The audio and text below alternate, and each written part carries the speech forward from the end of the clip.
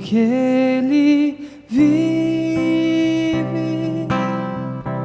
Posso crer no amanhã, porque Ele vive. Temor não há, mas eu bem sei que a minha vida está nas mãos do meu Jesus, que vive está. Deus enviou seu Filho amado pra nos salvar e perdoar. Na cruz morreu por meus pecados, mas ressurgiu e vivo com o Pai está,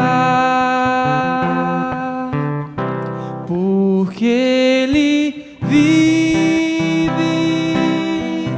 Eu posso crer no amanhã, porque Ele vive. Temor não há, mas eu bem sei, eu sei que a minha vida está nas mãos do meu Jesus, que vive está. E quando enfim chegar a hora em que a morte enfrentarei, sem medo então terei vitória, verei na glória o meu Jesus, que vive está, porque Ele vive. Posso crer no amanhã, porque Ele vive. Temor não há, mas eu bem sei, eu sei que a minha vida está nas mãos do meu Jesus, que vive está.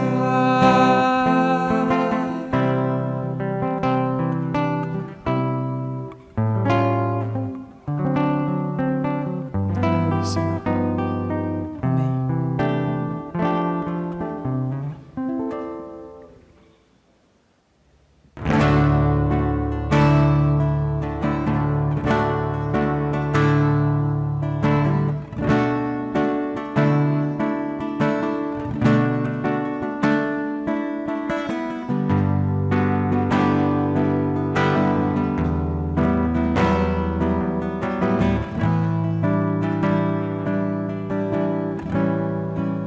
Está sentado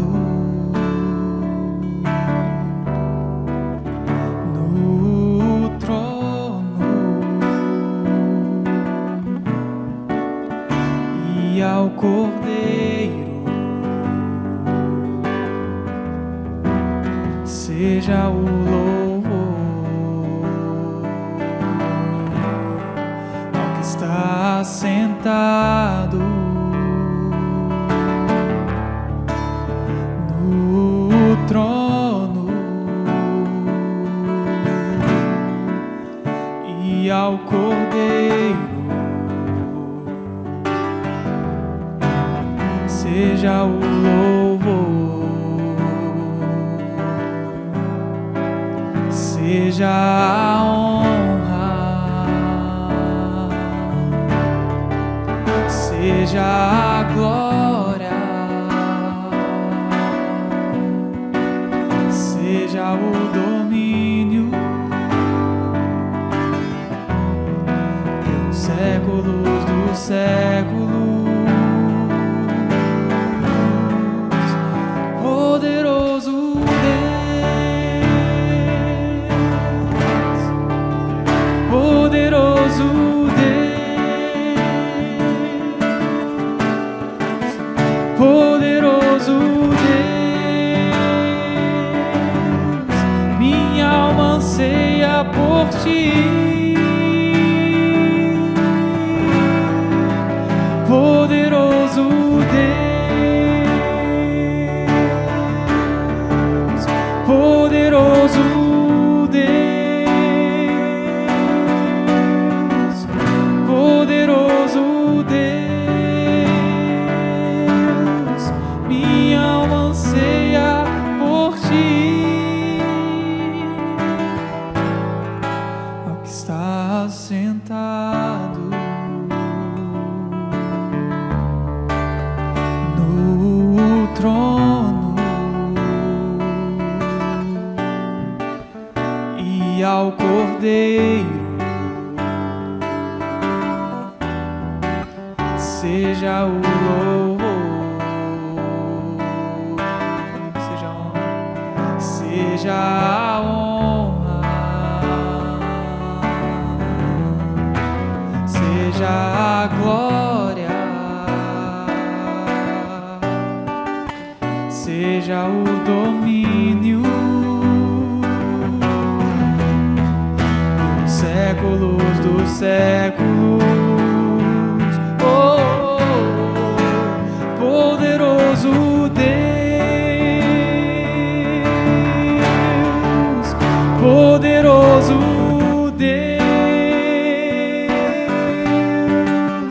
poderoso Deus, minha alma anseia por ti. Poderoso, poderoso Deus, poderoso Deus, poderoso Deus, minha alma anseia por ti. Poderoso Deus.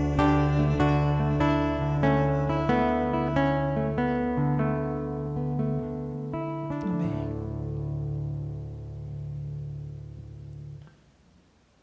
Olá, meus irmãos, nós estamos aqui mais uma vez para compartilharmos mais uma palavra de Deus, trazermos mais um recado do Senhor para as nossas vidas, especialmente nesses tempos de angústia, nesses tempos de tanta incerteza que nós temos vivido. Sabemos que esta realidade atípica, ela não vai durar para sempre. Cremos que dentro em breve, logo, logo voltaremos a poder nos reunir nas nossas igrejas, nossos templos, as nossas reuniões. Mas enquanto isso não acontece, lancemos mão aí dos recursos que Deus tem colocado à nossa disposição para nos edificarmos mutuamente, compartilhando a palavra de Deus, ouvindo a voz do Senhor falando conosco. E nesse momento eu quero compartilhar com vocês uma palavra que se encontra no livro de Gênesis, no capítulo 50, versículos 15 a 21. O último capítulo do primeiro livro da Bíblia, Gênesis 50, 15 a 21. Nos fala do desfecho, do final da história de José.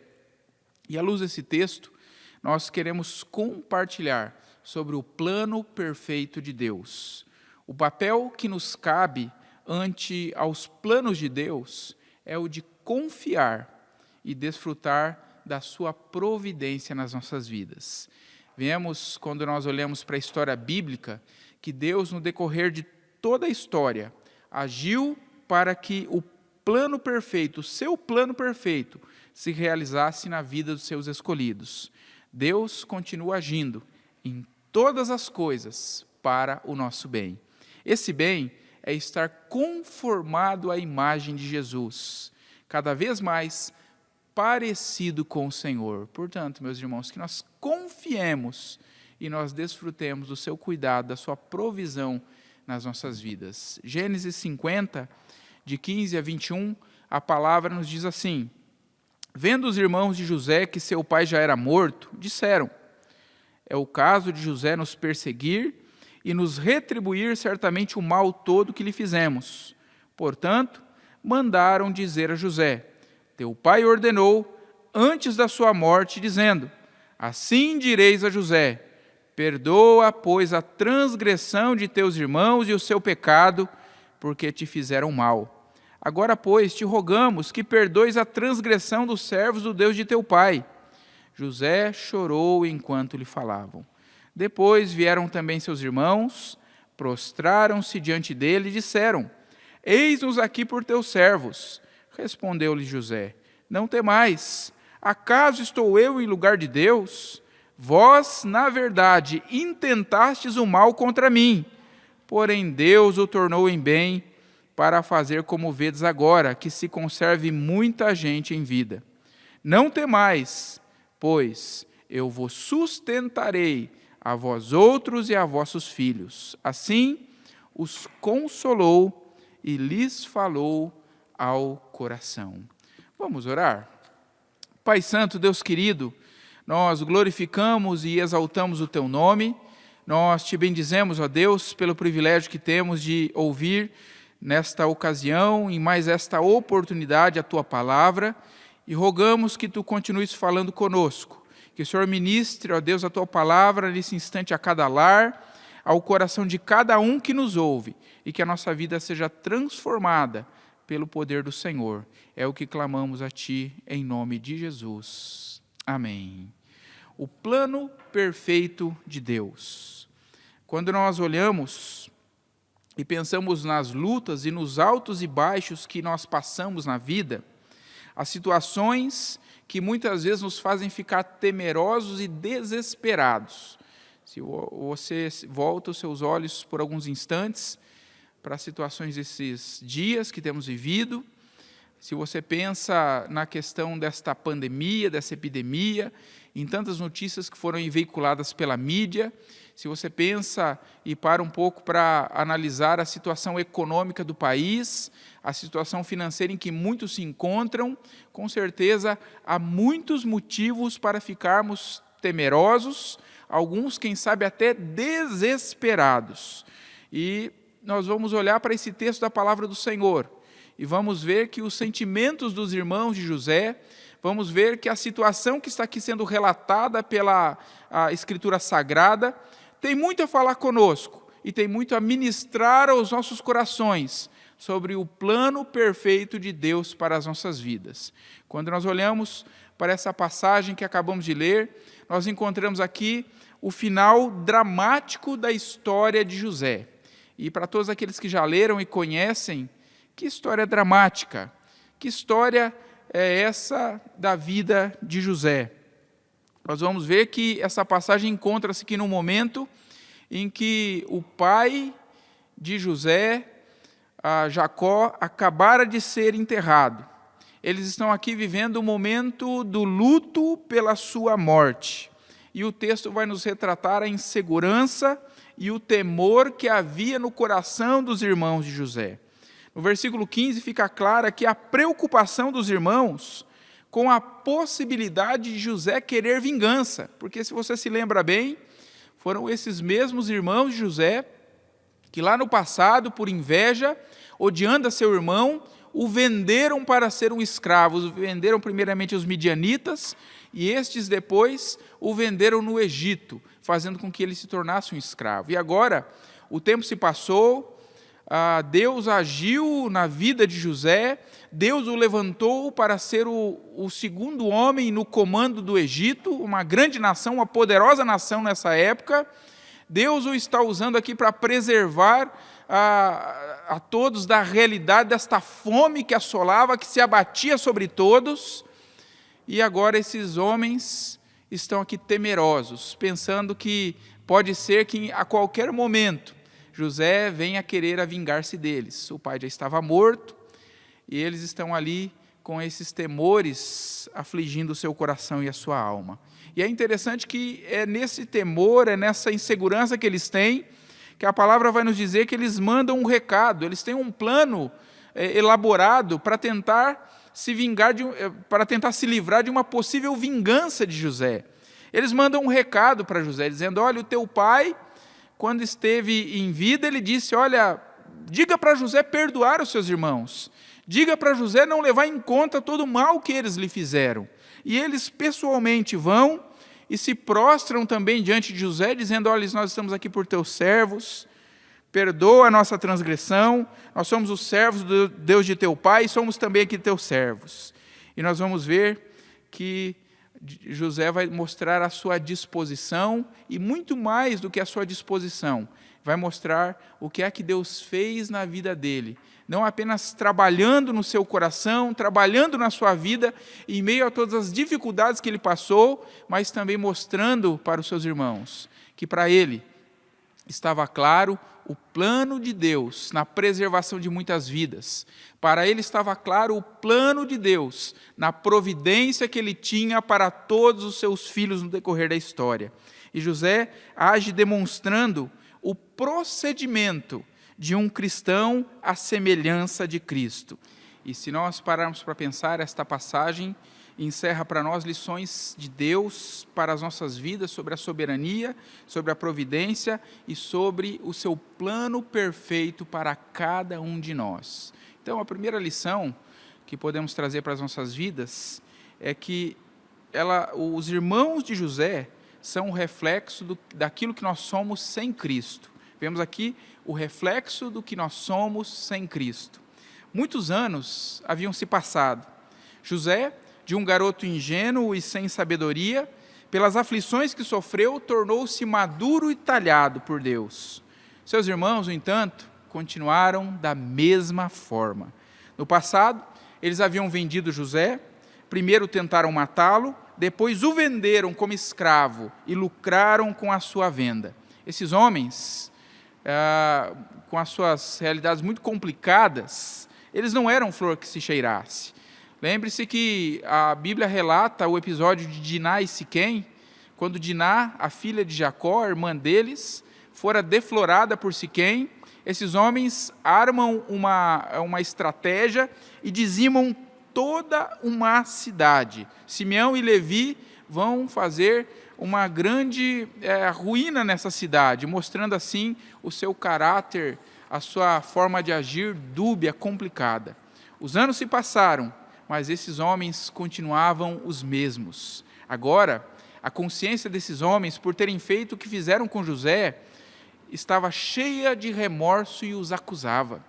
Tanto é que quando José começa a testá-los, a primeira coisa que lhes vem à mente é que tudo de ruim que lhes estava acontecendo era por causa dos seus pecados e do que fizeram a José no passado.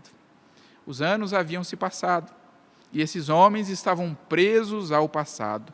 Por não se arrependerem dos seus crimes e pecados, eles não confiavam em Deus. E quando nós paramos para pensar, podemos entender que hoje há muitas pessoas que estão nessa mesma condição, sem Cristo e presas a erros do passado, presa, quem sabe, a coisas que fizeram, a pecados cometidos anteriormente, encontram-se incapazes de se libertar, seguir adiante, confiando na misericórdia e na providência de Deus. Eu me pergunto a você, tem alguma coisa do passado que você ainda carrega consigo? Existe algo que você precisa se desprender para então confiar inteiramente em Deus? Se essa é a sua realidade, como a realidade dos irmãos de José, só há uma palavra para você: venha a Cristo. Entregue a Ele o seu fardo, confesse a Ele os seus pecados e os abandone, para que você possa provar da restauração, para que você possa experimentar do plano, da providência extraordinária de Deus na sua vida.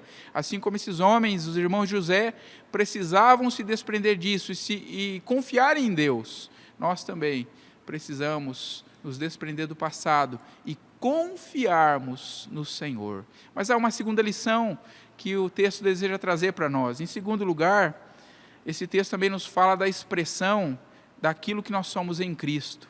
Se os irmãos de José são o retrato daquilo que nós somos sem Cristo, aqui nós encontramos em José a expressão de vida de um cristão moldado por Deus. O caso aqui não é que José sofreu e mudou, mas Deus usou o sofrimento para moldar a sua vida. Depois de todo o seu sofrimento, e justamente por causa dele, José é agora um homem transformado. E ele demonstra em algumas atitudes o que Deus deseja fazer na vida de todo cristão, o que Deus deseja fazer na minha, na sua vida, se de fato nós estamos em Cristo e nós temos andado com Deus. A primeira atitude que nós vemos, e José demonstra isso, é a consciência e submissão à soberania de Deus. Veja quando os irmãos de José se aproximam dele e dizem a ele: olha, nós estamos aqui, nosso pai disse que para você não se vingar da gente, estamos aqui como seus servos. Lá no versículo de número 19, José responde a eles: não temais, acaso estou eu em lugar de Deus? José entendeu que tudo o que lhe acontecera fora propósito de Deus em sua vida. Ele aprendeu que Deus estava e está no controle de todas as coisas, e que a vingança pertence somente ao Senhor. Se houvesse alguma coisa a ser acertada, isso seria entre os seus irmãos e Deus, mas da parte dele, ele estava livre, estava tudo certo, porque a sua atitude era correta para com Deus. Quando nós somos conscientes da soberania de Deus, e a ela nós nos submetemos, somos livres de fardos que poderiam estar sobre nós. E eu te pergunto, meu irmão, te pergunto, minha irmã, você tem consciência da soberania de Deus e se submete a ela? Caso não, saiba de uma coisa: Deus não deixou e não deixará de ser soberano, quer nós nos submetamos ou não, quer nós tenhamos consciência disso ou não, mas ter consciência desta soberania e ter a nossa vida prostrada, rendida, submissa a essa soberania, fará uma total diferença nas nossas vidas, como foi na vida de José, como será na vida de todos aqueles que assim reconhecerem isso. Mas há uma segunda atitude que vemos também, que é aqui a expressão de um cristão moldado, trabalhado por Deus, enxergamos na vida de José. A segunda atitude é que ele tem perdão para com os seus irmãos. Quando os seus irmãos ficam temerosos e bolam esse plano, vão até ele, podemos perceber algumas coisas. Primeiro, José já os havia perdoado. Ele já estava tratando-os benignamente. No entanto, aqueles homens não haviam entendido o plano de Deus e nem o perdão que eles haviam recebido. E esse é um princípio muito interessante para pensarmos, refletirmos acerca dele. Quando nós não entendemos que recebemos o perdão de Deus, nós não conseguimos entender e receber o perdão dos outros. Isso pode nos mostrar duas dificuldades: dificuldade em perdoar os outros e dificuldade em receber o perdão dos outros. Você, me diga uma coisa, você é daqueles que perdoa fácil? Ou você tem dificuldade? E quanto a receber o perdão de alguém, você tem facilidade em receber esse perdão, em sentir-se perdoado? A nossa dificuldade em dar e receber perdão está diretamente à dificuldade que temos ou não de entendermos o perdão que nós recebemos de Deus. Nós precisamos entender essa lição e colocá-la em prática em nossos dias, em nossas relações com aqueles com quem nós convivemos, para assim provarmos desta graça de Deus que tem trabalhado em nossas vidas, tem nos moldado, tem nos tornado a cada dia, se de fato estamos em Cristo, a cada dia mais e mais semelhantes ao Senhor. Terceiro e último lugar, terceira lição que nós aprendemos, é que esse texto é para nós uma demonstração em miniatura do que é o Evangelho de Jesus. O plano de Deus coloca cada um no seu devido lugar. Veja que dos versículos 19 a 20, a palavra diz: respondeu-lhe José, não temais, acaso estou eu em lugar de Deus? Eu não estou no lugar de Deus, eu estou no meu lugar e Deus está no lugar dele. Versículo 20 diz: vós, na verdade, intentastes o mal contra mim, porém Deus o tornou em bem para fazer como vedes agora, que se conserve muita gente com vida. José não se questionou como o propósito de Deus se encaixava na sua vida, mas ele entendeu como a sua vida se encaixava no propósito de Deus. Esclarecendo essa passagem aqui no versículo 20, quando ele diz Deus o tornou em bem, no original, para ter uma tradução mais acertada, seria mais ou menos isso: vós intentastes o mal contra mim, porém Deus intentou o bem. Quer dizer, no meio dessas dificuldades, no meio desses pecados, no meio de todo esse mal intentado, há um bem que já havia sido intentado por Deus, um bem superior, que faz com que todas as coisas venham a cooperar para o bem, para o propósito glorioso de Deus na vida dos seus eleitos, na vida dos seus escolhidos. É como se pudéssemos dizer que esta passagem de Gênesis 50, 20, fosse o Romanos 8, 28 do Antigo Testamento. E nós todos sabemos muito bem de cor o que é que está escrito lá em Romanos 8, 28. Quando a palavra de Deus diz: sabemos que todas as coisas cooperam para o bem daqueles que amam a Deus, daqueles que são chamados segundo o seu propósito. É Deus quem faz com que todas as coisas na vida dos seus escolhidos cooperem para o seu bem. E que bem é esse? Não é o nosso plano mais bem elaborado, não é aquilo que nós pensamos ser aquilo que temos de melhor sobre a face da terra, mas esse bem na vida dos filhos de Deus é estarmos conformados à imagem de Jesus, é estarmos a cada dia mais e mais parecidos com o Senhor. E era isso que Deus estava fazendo na vida de José, era isso que Deus desejava fazer na vida dos irmãos de José, é isso que Deus fez no decorrer de toda a história do povo de Deus, e é isso que Deus está fazendo através desses dias, nas circunstâncias difíceis que nós atravessamos. Deus está cumprindo o seu plano perfeito, trabalhando em nossas vidas, fazendo com que tudo coopere para o nosso bem, para que quando sairmos dessa situação, possam aqueles que estão à nossa volta olhar para nós, olhar para as nossas vidas e dizer: de fato, eles estão mais parecidos com o Senhor Jesus. Que bênção, meus irmãos, que propósito glorioso, que coisa extraordinária Deus está fazendo, que nós possamos ouvir, aprender dessa lição, ver essa demonstração em miniatura do Evangelho e colocarmos-nos no nosso lugar, no lugar que nos cabe, que é nas mãos do Senhor, e provarmos aquilo que Deus deseja fazer nas nossas vidas. Veja que, voltando aqui à história de José, o mal intentado pelos irmãos de José já estava no plano de Deus para trazer vida para muita gente. Da mesma forma, os que levaram Jesus à cruz intentaram o mal contra ele, mas Deus já tinha tudo isso incluído em seu propósito, para que muita gente fosse alcançada com vida. Assim como Deus, no decorrer de toda a história, agiu para que o seu plano perfeito se realizasse na vida dos seus escolhidos, Deus continua agindo em todas as coisas para o nosso bem. Que nós entendamos o que é estar à semelhança de Cristo, estar conformado à imagem do Senhor, e confiemos naquilo que Deus está fazendo. Te pergunto, você tem depositado sua confiança em Deus e descansado na providência do Pai?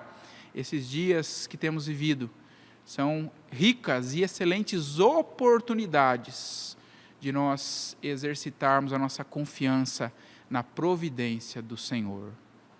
Concluindo, os planos de Deus na vida dos seus escolhidos. Assim como Deus tinha um plano extraordinário para a vida de José e, a partir deles, para todo o seu povo, atravessando gerações. Deus tem um plano maravilhoso nas nossas vidas, na vida de todos aqueles que já nasceram de novo, que já creram no Senhor Jesus como seu Senhor e Salvador, que já tiveram um encontro transformador com Cristo Jesus.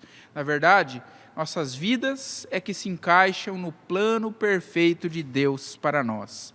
Nós aprendemos, através dessa mensagem, que os irmãos de José são o reflexo de vidas que estão sem Cristo. A vida de José é a expressão da vida de um cristão que está sendo moldado por Deus e que o plano de Deus coloca cada um no seu devido lugar.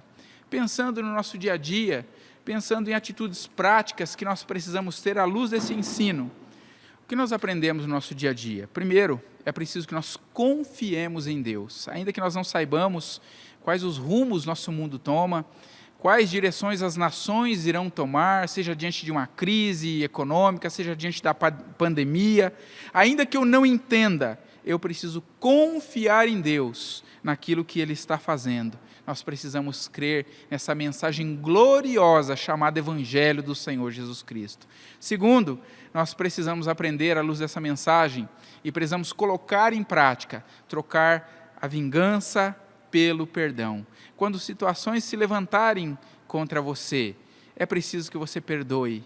É preciso que nós perdoemos quando situações se levantarem contra as nossas vidas. Por fim, nós precisamos amar com atitudes concretas. José perdoou e demonstrou amor a seus irmãos, falando-lhes benignamente, que nós também, mesmo em meio a situações as mais diversas possíveis, possamos perdoar, falar benignamente, amar com ações concretas. Façamos dessa maneira, hajamos desta forma com aqueles que estão à nossa volta, especialmente com aqueles que nos ofendem. Que Deus nos abençoe, que o Senhor continue falando aos nossos corações, e nós esperemos e confiemos nesse plano perfeito de Deus para o seu povo. Deus te abençoe. Amém. Vamos orar mais uma vez. Senhor nosso Deus, nós te apresentamos nossas vidas, apresentamos-nos diante do Senhor, à luz dos ensinos da Tua Palavra, e nós rogamos, ó Deus, que o Senhor nos faça entender, nos dê compreensão dos Teus planos, abra o nosso entendimento, a nossa visão, para que nós contemplemos o Teu plano soberano, o Teu plano perfeito para o Teu povo, e nós confiemos nele, Senhor. Nos ajude, nos dê, ó Deus, a confiança que precisamos para assim esperarmos no Senhor, ó Deus. Fica conosco, fica com o teu povo, fica com aqueles que estão nos seus lares, fica com aqueles que estão, quem sabe, diante de todas essas situações de nossos dias, vivendo momentos de inquietação, momentos de dúvida, momentos de temor, que eles possam, Pai, olhar para o Senhor, possam atentar para a Tua Palavra e descansar no Teu cuidado soberano em nossas vidas.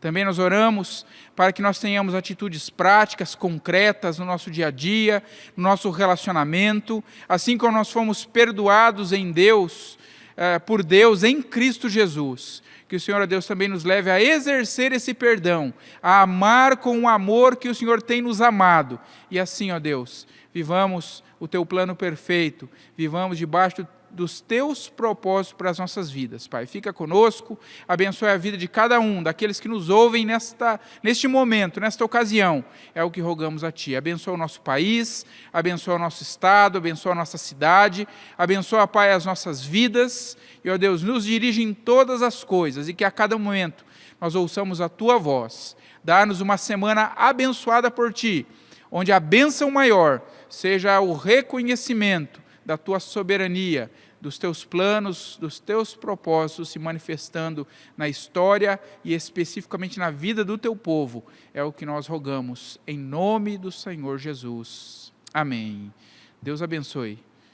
Alguns recados importantes, meus irmãos. Nesse tempo em que não temos nos reunido na igreja, queremos comunicar que a secretaria da igreja continua funcionando normalmente, de segunda a sexta, nos horários habituais. Se caso algum irmão necessitar de algo, pode entrar em contato conosco pelos telefones, pelas nossas mídias sociais. Também nós temos divulgado, os irmãos têm nos ajudado nisso, Temos feito periodicamente lives no Facebook, temos gravado essa mensagem que você acabou de ouvir também no YouTube. Pedimos que vocês nos ajudem a compartilhar essas mensagens, vocês possam aproveitar esse tempo, embora não estejamos vindo à igreja, para nos reunirmos junto com os nossos familiares em casa e buscarmos a Deus nesse tempo. Entendemos que é um tempo de quarentena que está por chegar ao fim, assim nós esperamos e buscamos isso em Deus, mas enquanto isso não acontece, enquanto nós não podemos nos reunir no templo, que nós sejamos reunidos com a nossa família, buscando a Deus, realizando o culto doméstico, falando com as nossas crianças, orando a Deus e assim buscando a sua face a cada dia. Essa é a nossa direção, nossa exortação para a vida de cada um dos irmãos. Estamos providenciando também mais alguns recursos para disponibilizar aqui na internet, seja no YouTube, no Facebook, para que isso sirva como ferramenta na edificação dos irmãos. Se os irmãos também precisarem de um acompanhamento pastoral, uma assistência pastoral, nos procure. Entre em contato conosco pelo telefone, pelas mídias sociais. Nós temos estado aqui na igreja, também no escritório pastoral. Nós teremos prazer em lhe atender, em de alguma forma poder ajudar os irmãos. Caso algum irmão necessite de assistência pastoral, nos procure, seja pelo telefone, pelas mídias sociais. Nós estamos aqui na igreja também durante a semana e procuraremos ajudar os irmãos. No mais, qualquer dúvida, qualquer informação, estamos aqui à disposição. Que Deus os abençoe e continuemos orando e clamando a Deus pelas nossas vidas, pela nossa nação, por toda a situação que temos enfrentado. Deus abençoe.